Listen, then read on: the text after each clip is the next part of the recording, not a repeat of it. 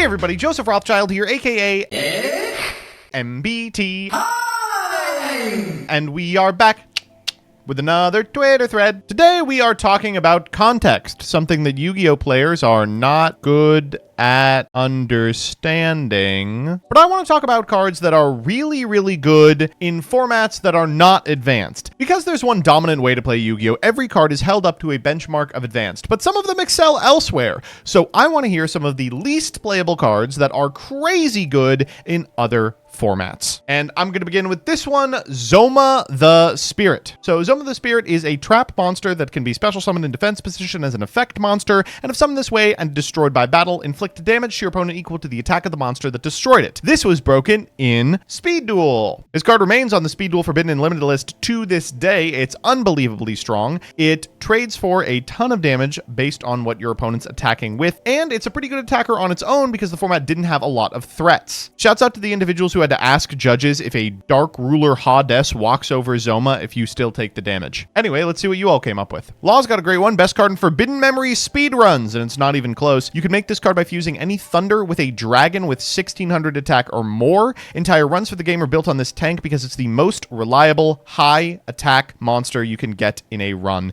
It's funny the Twin-Headed Thunder Dragon is like back in the form of Memento because it looked like its legacy was going to be being useful for speedrunners for a game that doesn't play Yu-Gi-Oh. Maybe a bit of an old example now, but nothing can match the galaxy of difference between this advanced pack filler and its Reign of Terror in both Duel Links and Speed Duel proper. This card was so good in Duel Links forever. It was so good in Speed Duel forever, and it was very rare in both. They were like, open your wallets for the Sphere Karibo. This guy might as well be the mascot of 3-lane dueling. It was just so everywhere for so long. Scarlon's got a Duel Links one. In advanced, the Sacred Beast structure deck did little but give Yubel some engine pieces. Oh, speak for yourself. I played a lot of Sacred Beast when it came out. Was it good? Moving on. In Duel Links last year, Sacred Beast was very meta-relevant, and Raviel's Retrain was an insane amount of damage to put on an untargetable, indestructible OG Raviel as a finisher. Yeah, 4,000 life points is different than 8,000, but importantly, the pool of cards that are playable in Duel Links and the lack of consistent removal options relative to the TCG meant that this deck was just a noob annihilator. You were just curb-stomping kids who showed up with a Blue Eyes White Dragon. Wall of Disruption in Duel Links has got to be the biggest defender of this. Obviously, Wall of Disruption, not played much these days, but back in the day, this was the premier format warping battle trick in Duel Links. When your opponent's monster declares an attack, all attack position monsters your opponent currently controls lose 800 attack for each monster they control, and that's permanent, which means if it gets back to your turn, you can just OTK them. At 4,000 life points, this was disastrous and determined the outcome of 40% of all duels. It was so frustrating to have to play around. Trinity Yu-Gi-Oh says that's 10 was a powerhouse in info format when it was unlimited on account of the continuous attack buff changing how you wield the battle phase's removal and being able over the course of an average Trinity match set from the deck at least 2 trap monsters. If you're unfamiliar with Trinity format, it is a Yu-Gi-Oh format that was way more popular in like 2017, 2018 during a series of atrocious Firewall Dragon formats. It operates on a couple of specific rules, but the important one is that you can only perform a summon 3 times per turn. This radically slows the pace of the game down, and for that reason, cards that accrue small amounts of advantage over the course of a long game are really, really good. This is hardly the only thing that was busted in Trinity, but it is cool to see that they're printing cards that do have applications in that format, despite the fact that it's completely fan-made. Speaking of Trinity, Orchestrated Einsatz is another great example from Alpha Cretin. This is a classic Trinity all-star, and I should know, I won the Champs event with it. First Wave Orchest was, for those of you who don't remember, kind of bad. It was missing a lot of the cards that we think about when we think of modern Orchest. There was no Dingirsu, there was no Orchest Nightmare, and for that reason, you desperately needed a way to consistently have access to the individual Orchest monsters. Einsatz is that way. And in Trinity specifically, Orchest was bolstered by the fact that you can perform summons on both your turn and your opponent's turn. It was really tailor-made for that format. Spence has a great one, Book of Life, specifically in Battle Pack 3 draft format. So the Battle Pack draft format was Yu-Gi-Oh's foray into Limited. They printed a couple of sets specifically designed to be drafted, and some of the top cuts of the YCSs at that time used a drafting system to determine who won post-top cut pre-finals. I really liked it. I thought it was great, but if you played a lot of Yu-Gi-Oh, you know that a lot of cards only work with specific archetypes or typings. For Battle Pack 3, they added an additional rule, which was every single card was every single type. For For that reason, a lot of stuff that no one would have ever given a second look at, like Golden Flying Fish, was suddenly a format warping super threat, and Book of Life is one of them. It's Monster Reborn plus DD Crow, but it's hardly the only one. A ton of stuff in Battle Pack 3 is busted out the ass because it refers to everything. Got some common charity examples. Raten the Heavenly General, 2+ monsters with the same type. This is the catch-all removal spell. At the start of the battle phase, you can target a card your opponent controls, destroy it. It's like SP if you squint really hard. Cyber Sage, you can ritual summon this card with Signet Ritual. During your main phase, you can fusion summon a fusion monster from your extra deck by banishing materials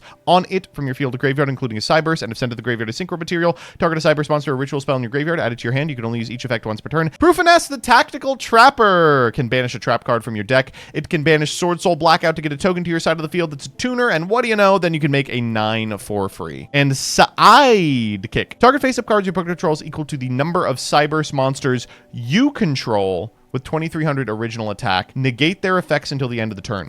You can banish this card from your graveyard, target one of your banished Cyberse monsters, special summon it. There's no way this is good enough. In fact, Diamond Dude explains the rest, but doesn't explain this last one. Real Speedlords remember the half year where this was the deck. Oh, Serpent Knight Dragon, probably the granddaddy of the way that Duel Links design works now in terms of a single skill determines the outcome of the entire game. Serpent Knight Dragon was a bad card, but thanks to Rex's skill Nightmare Sonic Blast, if you control only a Serpent Knight Dragon, once per turn you can reveal the top 4 cards of your deck and do one of the following based on the number of monsters revealed. Either add the revealed monster to your hand, destroy a face-up card your opponent controls, or do both of the above in sequence. Then you get to reset the cards on top of your deck. By playing a high monster count, including cards like Sphere Karibo and Gentlemander as hand traps, you could pretty effectively just play Dad. You could play Dark Arm Dragon in a format where normal summoning Gemini Elf would have been so good they'd have to ban it. This was like the deck for months, and it was miserable to play. Nightsider's got a good one, specifically about pre-releases.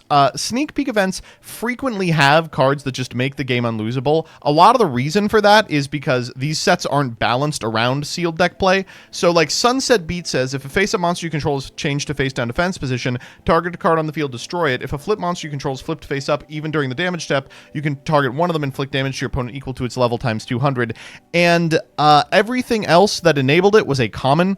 Time Reloader, Moko Moko can't be destroyed already, Swarm of Centipedes, everything enabled this individual card, automatically won the game provided that you found this and your opponent didn't. It's a super, so some people had it and some people didn't. One of the most miserable sneak peek experiences I've ever been to, but hardly the only one that qualifies under this Twitter thread. For example, here's Digit Jamming in Pote Sealed. Activating this card and then setting Sprite Red or Carrot, all of which were common, functionally ended the game on the spot. During damage calc, if a monster battles with a monster with 1,000 or more attack is on the field, the attack of all monsters currently on the field becomes reduced by 1,000 for each 1,000 they have. Also, their defense becomes reduced by 1,000 for each 1,000 defense they have. If this card is destroyed, apply the above attack and defense adjustments to all monsters on the field until the end of the turn.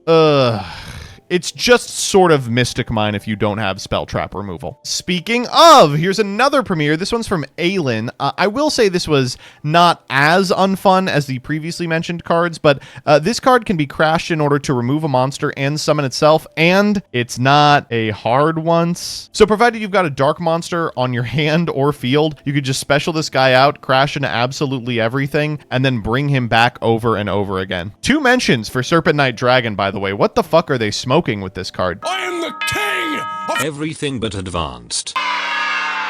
Lucky Flannel. Rush Duel Answer. Folks, we love Rush Duel Answers. Magical Stone Excavation in the TCG has pretty much only been used for nonsense Magical Explosion style decks, and never in a particularly strong capacity. But in Rush, well, it turns out that emptying your hand is kind of a bonus. Send 2 cards from your hand to the graveyard, add a spell card from your graveyard to your hand. So you don't have to worry about wasting your hand because you're going to draw till 5 next turn. You'll be able to get your legend spell or activate fusion spells that use the graveyard. This is currently limited. Isn't that interesting? It's gotta feel good in Rush to go half my hand for the graceful charity. Fire it off. RJ's got a good one. JJ, let's go. 21 is not worth living in. I am gonna come in.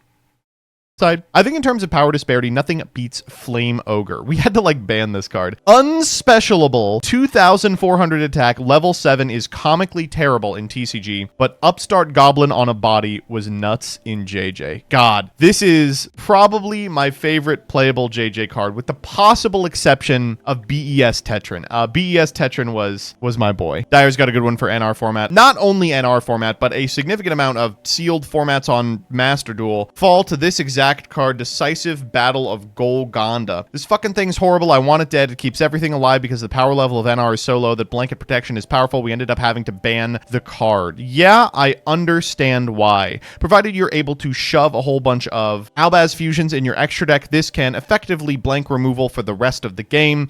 It's better in multiples than it is in singleton. It's not surprising given that a bunch of stun decks in the TCG play this card. What a house to have to get over. I wouldn't argue about the other cast tiers, as both Fenrir and Unicorn are great standalone engine cards, but in Sealed and Draft on Master Duel, it is so broken. 2800 attack means that it is difficult to get over for almost any strategy that isn't totally streamlined. Being able to account for its outs by way of its attack effect is so frustrating, and the preparation is also low rarity, so if you find that as well, you can just do this infinitely. Ogre is another card we had to hit in NR. Hilarious. We've done like a million NR ones, but we probably do have to talk about Cutter Shark. The community just banned this card. It's really hard to explain just why it's so good. If a card targets a monster you control, you can tag that card out for Cutter Shark from graveyard or hand, and it Magnamuts for a water in your graveyard, which means it's an unbelievable amount of dodging, an unbelievable amount of advantage. It's so frustrating to try and get through. Thank goodness that they don't have to do it anymore. It's unfortunate that we don't have as many formats as sister card games like Magic the Gathering, and it means that individuals, when evaluating cards, really only look to advanced. I wish they would take context a little more into account, so we could say things like Zoma the Spirit. Oh man, that shit is tier 0. Dude, this card's busted in week 1.